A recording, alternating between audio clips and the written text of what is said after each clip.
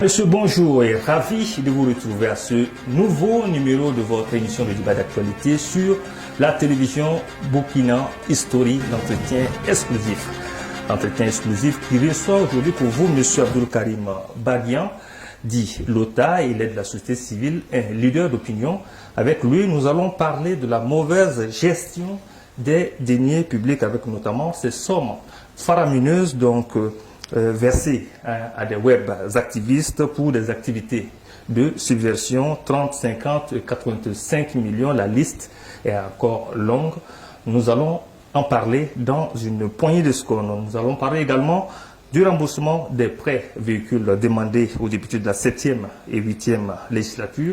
Nous allons parler de l'effort de guerre demandé par l'exécutif.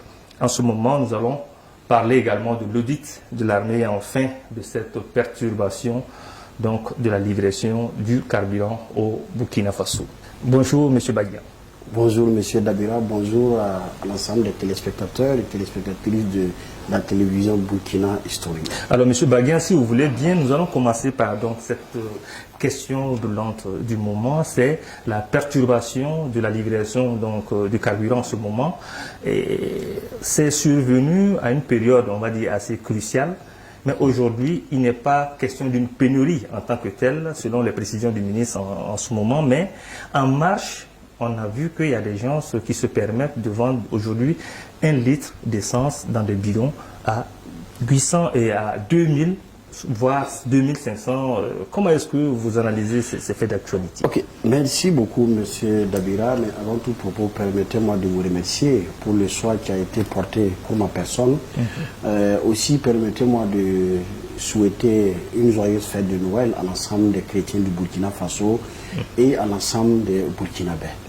Et maintenant, pour revenir à votre question, vous savez, à chaque fois que nous parlions du changement de comportement, il ne faut pas que cela incombe seulement ceux qui nous gouvernent et cela incombe aux hommes politiques. Le changement d'esprit, le changement de comportement doit relever de l'ensemble des fils et des filles du Burkina Faso. N'est-ce pas? Alors, vous voyez ce qui s'est passé depuis 72 heures dans notre pays prouve que certains Burkinabés, pour ne pas dire la majorité des Burkinabés, sont épris de la malhonnêteté et de vraiment le fait de pouvoir jouir même du malheur des autres. Parce qu'il est incompréhensible que le liquide d'essence qui se paye à 750 d'habitude, des Burkinabés partent avec la complicité, il faut le dire, des pompistes, ou bien de ceux qui servent l'essence. Voilà, avec leur complicité, on part payer de l'essence à 750 et on le revend à des Burkinabés à 3000 francs. Parce que j'ai vu des vidéos où des jeunes disent qu'ils ont payé le litre d'essence à 3000. C'est inacceptable et c'est incompréhensible à ce niveau où nous vivons présentement, avec la crise qui s'est vue au Burkina. Je pense que c'est inhumain. Est-ce que vous estimez que l'autorité doit taper du poing sur la table et vraiment commencer à sévir? Parce que c'est pas une première. Toutefois qu'il y a pénurie, évidemment. Et on voit ces gens... Mais nous parlons de quelle autorité? Parce qu'il faut que l'autorité soit un exemple d'abord, avant de pouvoir sévir sur sa population. Est-ce que vous contestez la dignité et l'intégrité des autorités? C'est pas moi qui le dis. Il y a certaines pratiques qui n'honorent pas les autorités. Comme ça, par exemple. Voilà, j'en viens. Parce que vous savez que le 30 septembre passé, le capitaine Traoré et ses hommes qui, dans le passé, s'étaient mis devant pour évincer le président Roch Kaboré, parce que c'est une continuité du MPSR. C'est pas moi qui le dis, c'est le secrétaire communiqué qui le dit. Et tous ceux qui sont en première position du MPSR 1 peuvent leur dire, voilà, le MPSR 2 non, voilà, peuvent témoigner. Voilà, c'est la continuité. C'est les mêmes qui avaient évincé le président pour le président Damiba, qui ont trouvé qu'à un moment donné, ils n'ont plus la même vision, ils n'empruntent plus le même chemin. Donc, ils ont trouvé bon d'évincer. En tout cas, ils ont dit que Damiba s'écartait de justement, voilà. Donc, c'est de dire que si vous avez bien écouté les premières déclarations du capitaine Traoré à son temps, il a bel et bien dit qu'il y a des lourdeurs administratives au niveau de l'administration burkinabé, qu'il y a des chefs militaires qui ont profité du déni public pour devenir des milliardaires, qu'il y a des malversations. Mais bon, écoutez, c'est pas moi qui le dis, si vous constatez sur le terrain ce qui se passe sous le président Ibrahim Traoré, c'est ce qui se faisait sous les autres présidences. Donc, pour moi... mais sauf que on a vu pas mal d'actions d'intégrité que Ibrahim aussi pose. Justement, non, vous ne m'avez pas posé la question à savoir est-ce que je crois au président Ibrahim Traoré ou je le soutiens.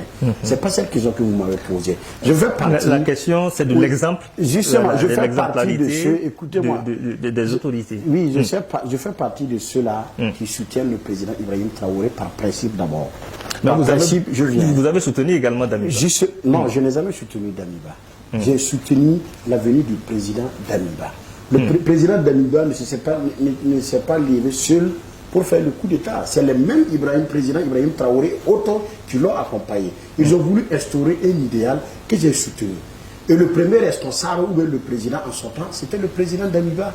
Donc j'ai soutenu le système et l'idéal qui avait été porté par le président Damiba. Aujourd'hui, par principe, si vous suivez tous les autres débats que j'ai eu à mener sur les plateaux, je fais partie de ceux-là qui prônent la rupture générationnelle, qui prônent le fait qu'on prenne en compte la nouvelle génération. Et le président Damiba avait 42 ans. Aujourd'hui, le président Ibrahim Traoré en est 34. Donc, dire que je ne soutiens pas le président Ibrahim Traoré, c'est de me dédire. Et ceux qui me connaissent savent que j'ai toujours été un homme qui est constant. Donc, je soutiens le système porté par le président Ibrahim Traoré. Et moi, ça n'engage que moi. Si tu te fies aux actes que le président Traoré pose sur le terrain, il m'inspire confiance. C'est un homme qui veut arriver, c'est un homme qui a le courage et c'est un homme qui a cette volonté et cette honnêteté-là de pouvoir faire bouger les choses. Maintenant, vous savez que le Burkina Faso est un pays de savane, d'où nous tous nous le savons.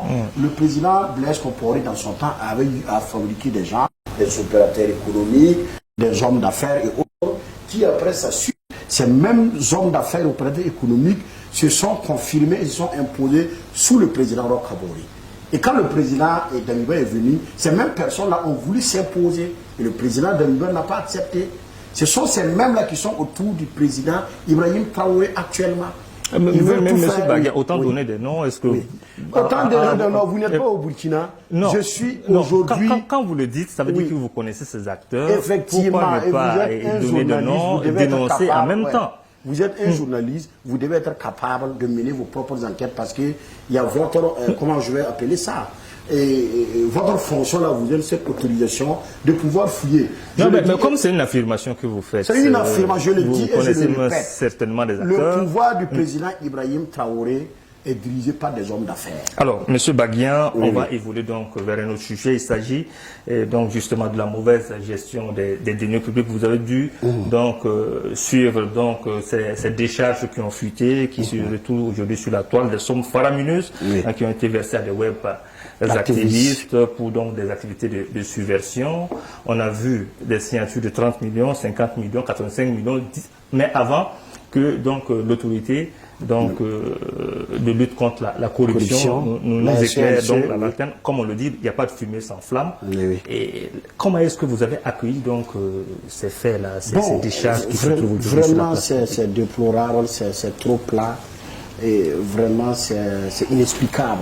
C'est bien vrai que je suis les réseaux sociaux, que je l'ai vu. Moi-même qui vous parle, là, je suis un peu actif sur les réseaux sociaux. Mais émanant de la personne, là, c'est ça aussi qui me pose problème. Parce que tout le monde sait que le monsieur qui a fait ventiler ces informations, pour moi, ils ne vivent que de ça. Voilà. Ibrahim Maïga, voilà. Pour moi, ils ne vivent que de ça. Parce que lui-même, il reconnaît avoir pris 50 millions. Oui, très clairement. Du moment où lui-même, il reconnaît avoir pris, que ça vient de M. Damiba ou de M. Lota, il n'avait même plus, s'il était animé d'une intégrité, il ne devrait même pas avoir ce courage-là de parler des autres. Parce qu'il n'est pas un modèle ni un exemple. Je n'ai rien contre ceux qui là dit qu'ils ont pris, ça n'engage que eux. C'est eux qui ont dit qu'ils ont pris, c'est pas M. Lota. Mais la manière n'y est pas. Et de surcroît, il faut qu'une voix mieux autorisée aux officiels nous chutent de cette situation. En tout cas, si comme le on le gouvernement dit, si le gouvernement fait un communiqué pour dire que ce que M. Ibrahim Maïga a publié, avéré, je pense que je ne sais pas les mots maintenant pour qualifier cela. Parce que pour moi, quand on est engagé, on doit être motivé par le patriotisme et l'intégrité. Quand on est un homme d'opinion, quand on est une tête d'opinion et qu'on veut s'impliquer pour la bonne gouvernance et le développement de son pays, on n'a pas besoin de percevoir ou de recevoir quoi que ce soit avant de se prononcer. Donc si c'est avéré que ces derniers-là ont pris de l'argent pour quoi que ce soit. Mais le gouvernement n'a pas démenti. En tout cas, on attend de voir ce que les autorités vont déjà dire. Voilà pourquoi je train de vous dire tout de suite que le président Ibrahim Traoré est honnête dans ses actions, mais il est entouré par des populistes et des matuvus. Est-ce que vous comprenez? Quand vous prenez un gars comme son premier ministre, vous voyez qu'à son arrivée, il a dit qu'il va baisser le prix du carburant, comme si l'essence là provenait de Coupéla. Je pense qu'il vient de Coupéla. Donc, il y a des gens qui sont autour du président qui ne l'aident pas, qui ne le servent pas, qui veulent utiliser l'image du président pour des fins personnelles. Si on ne peut pas comprendre que quelqu'un qui sort sur les réseaux sociaux, qui reconnaît avec des preuves à l'appui que j'ai reçu 50 millions venant de X. Et après, c'est lui qui ressort avec d'autres preuves que tel a pris telle somme, tel a pris telle somme. Ça veut dire que le monsieur n'est pas crédible. Il n'est pas du tout crédible. Non, c'est pas moi qui le dis. Son comportement qui prouve qu'il n'est pas crédible. Parce que personnellement, j'ai connu Maïga quand Maïga était proche du président Roch Kaboré. C'était l'un des amis intimes de Bouy.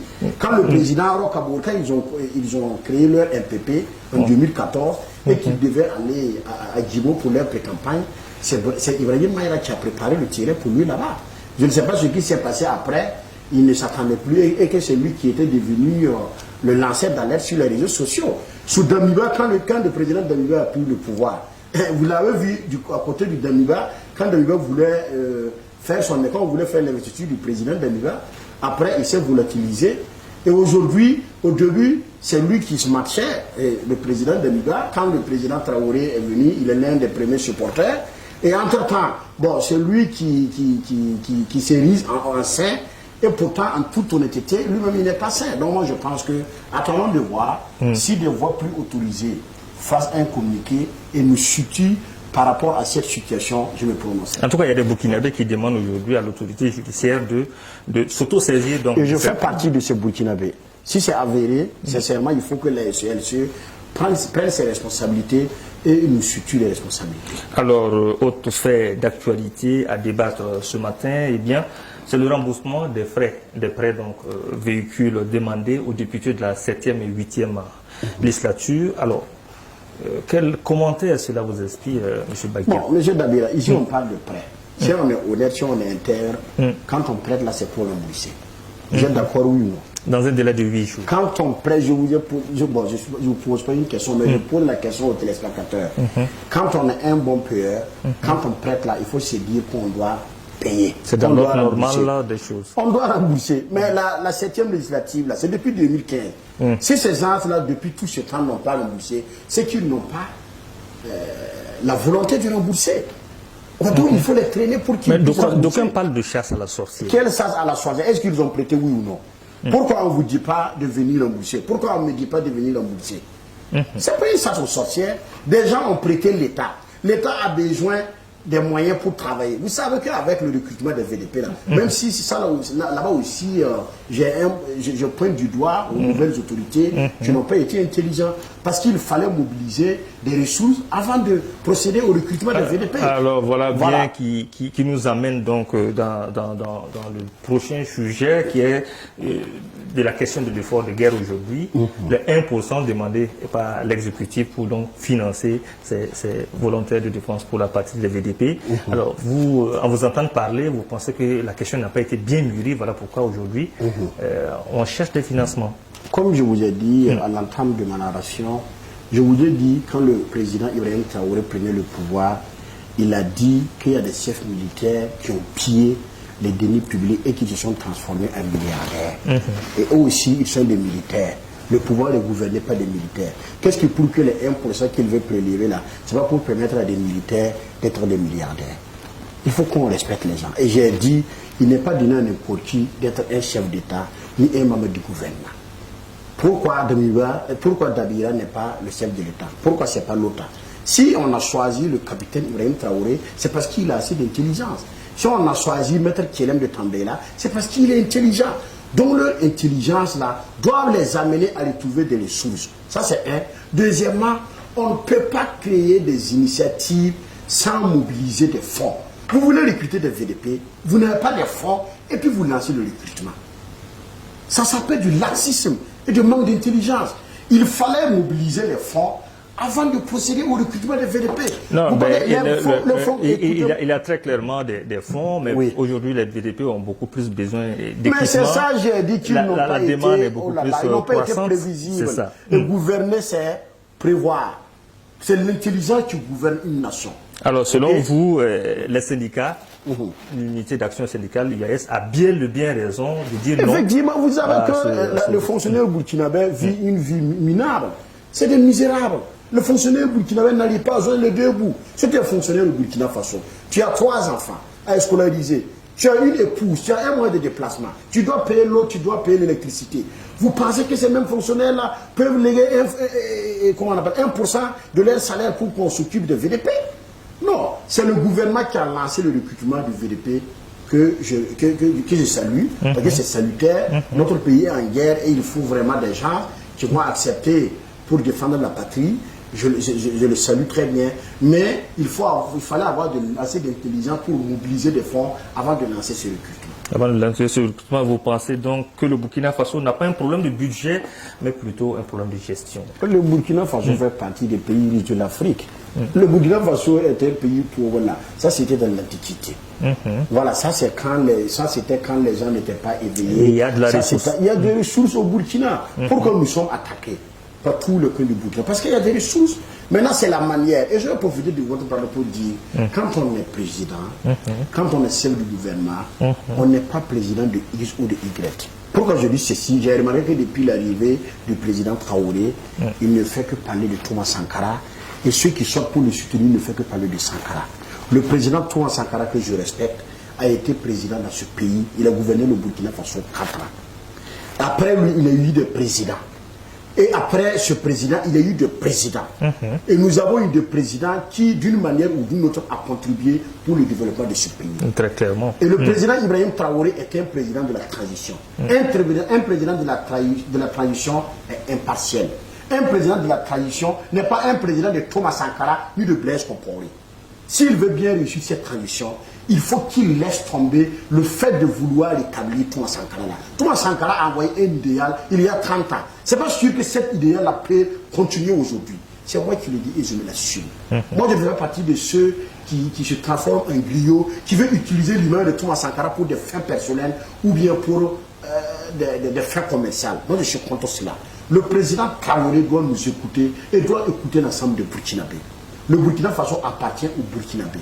Que ce soit les pro-Blaise Compaoré, les pro-Sankara, les pro-Roch-Kaboré, les pro-Demba. Il faut arriver à rassembler tout le monde, à aller vers des questions de réconciliation. Merci, et parler le même langage et aller à la réconciliation vraie. Et je profite de vous dire que j'ai mal au cœur et j'ai même des ulcères quand j'entends des Burkinabés qui disent que le Burkina Faso n'a pas besoin de réconciliation.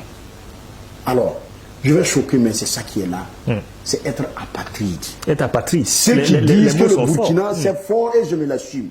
Ceux qui disent que le Burkina Faso n'a pas besoin de réconciliation, c'est des apatrides, c'est des activaires de feu. C'est des gens qui veulent juger et qui veulent profiter du fait que le Burkinabé ne s'attend pas. Sinon, vous ne pouvez pas me dire qu'un pays où on a incendié les maisons des gens, on a même provoqué l'assassinat des gens pour évincer un président en 2014. Un pays où un président a été démocratiquement élu en 2015 et qu'il a été évincé par des militaires. Un pays où, dans la même année, il y a eu 2 coups d'État. Vous dites qu'on n'a pas besoin de réconciliation. Il est plus que jamais donc d'aller vers une réconciliation véritable et réelle au Burkina Faso. Alors, nous allons évoluer vers un autre sujet. Le temps qui nous est imparti est presque à terme. C'est la question de l'audit de l'armée aujourd'hui. Beaucoup le disent. Il faut auditer l'armée à l'heure actuelle. Vous avez dit tantôt, il y a des officiers qui sont devenus des millionnaires, voire des milliardaires aujourd'hui. C'est vrai que la question de l'armée est un peu sensible, mais pensez-vous qu'il faut véritablement aller dans rectificatif, M. Nabila, c'est pas moi qui l'ai dit, c'est le président Ibrahim Traoré quand il prenait le pouvoir. C'est lui qui l'a dit. Et moi aujourd'hui, je pense qu'il faut... Vous l'avez cité dès longtemps. Voilà, il nous faut une réforme générale même de la société burkinabé. Je vais parler société avec grand S.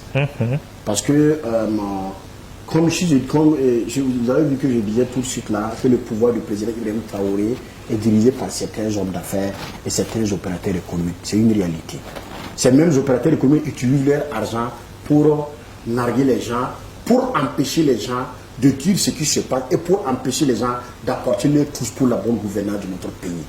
Et aujourd'hui, il ne suffit pas de mener un audit au niveau de l'armée. Non, même au niveau de la presse, il faut qu'on fasse un audit. Au niveau de la presse. Au niveau de la presse, il y a certaines presses qui sont corrompues. Il y a certaines presses qui prennent des pots de vin pour ne pas relayer les vraies informations. Pour moi qui vous parle là, ça fait près de 2 mois. Je cherche à aller sur des plateaux pour pouvoir m'exprimer et puis on n'accepte pas. Je ne vais pas citer les noms. Il y a des télés qui ne veulent plus me recevoir parce qu'ils pensent que je ne vais pas aller dans dans la même direction qu'ils veulent. Vous pensez que c'est normal? Quelles peuvent être les raisons? Les raisons, vous savez, moi je n'ai pas ma langue dans ma poche. Moi je dis ce qui se passe et j'ai toujours été constant. On peut m'aimer ou pas, mais j'ai toujours dit ce que je pense. Et vous avez vu des journalistes qui étaient des grands éditorialistes ici. Chaque matin, c'est eux qui pouvaient faire les analyses, les quoi, qu'est-ce qui ne va pas, un tel doit partir, nous allons mourir. Aujourd'hui, sous l'ère Ibrahim Traoré, ils sont passés ces éditorialistes-là. Même si je ne suis pas contre le fait que nous sommes en guerre et qu'il faut se mettre derrière l'armée. Mais se mettre derrière l'armée ne voudrait pas dire être derrière l'armée dans le mensonge. Ça, je suis contre. Donc aujourd'hui, il faut qu'il y ait une réforme générale. Il faut faire de l'audit au niveau de l'armée, faisons de l'audit au niveau des politiciens, faisons des audits au niveau des activistes, faisons des audits au niveau de la presse. Parce que le moral a quitté le Burkina. Le moral a quitté le Burkina. Il faut donc une réforme générale des institutions et des organes donc, qui arrivent à analyser les faits d'actualité. Monsieur Abdoul Karim Baguian d'Ilota, merci d'être passé sur ce plateau. C'est moi qui vous remercie. Et avant de finir, permettez-moi une seconde de souhaiter mes vœux le meilleur pour l'ensemble des Burkinabés pour cette année nouvelle qui s'annonce, qui est l'année 2023. Et aussi demander au bon Dieu de toujours veiller sur notre très chère patrie qui est le Burkina Faso. Et surtout la demande que je vais m'incliner devant Dieu, c'est demander au Dieu pour qu'il fasse que la jeunesse burkinabé puisse être autonome dans l'esprit et autonome dans les finances pour pouvoir contribuer au développement de notre pays. Que Dieu bénisse le Burkina Faso. Merci, Monsieur Abdoul Karim Baguian. Je rappelle que Monsieur Baguian est leader d'opinion, il est leader d'organisation de la société civile. Merci, chers téléspectateurs, d'être restés tout au long de cette émission et à très vite avec un nouvel invité.